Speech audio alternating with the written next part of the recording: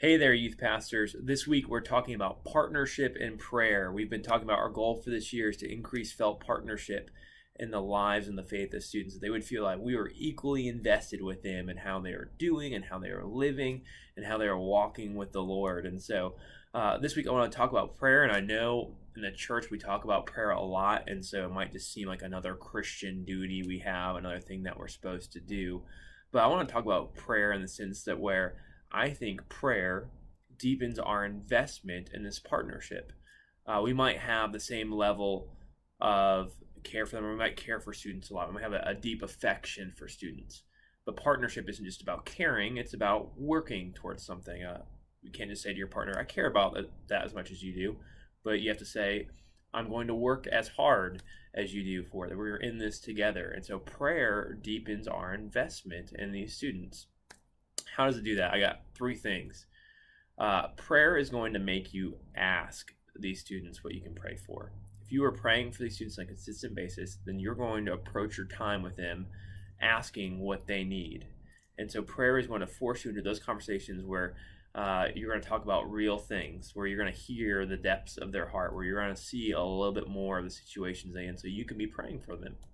The second thing is because of that, prayer is going to make you more aware and more mindful of what they're going through. If you're praying for these students throughout the week, if you're praying for what's going on in their families, if you're praying for the situation that's happening with their friends, if you pray for the state of their heart and for peace in that, and that's going throughout your mind, you're going to spend more of your week thinking about your students, and you're going to be thinking about their needs.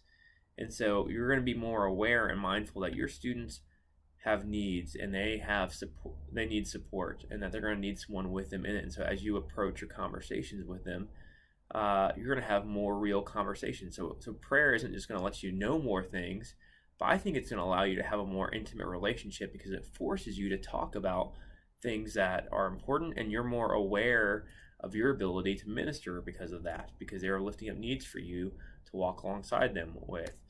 The third way, and we talk about this a lot, but it's so important, is prayer deepens your investment in partnership, and it also helps in partnership because prayer offers things that you can't. You are human, and there's only so much that you can do for your students, no matter how much you love them, no matter how much you work for them. There are some things that only God can do.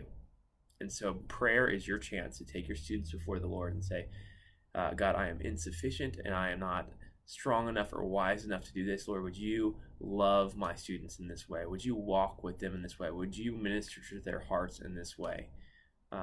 God can do more in one prayer than we can do in a lifetime. And so that is the beauty of prayer. That is the grace that we were offered in a relationship with him. And so we want to be taking advantage of that on behalf of our students. A couple practical things if you're looking to figure out how do I consistently pray for my students throughout the week. I know some people use some physical reminders. I know some people have like bracelets that say, whenever I notice my bracelet, I'll pray. Or maybe they'll have pictures on their desk or by their bed and so, of their small group. And so they'll say, as I go to bed or as I'm at work and I glance, every time I see my picture, I'm going to pray for one student or one need.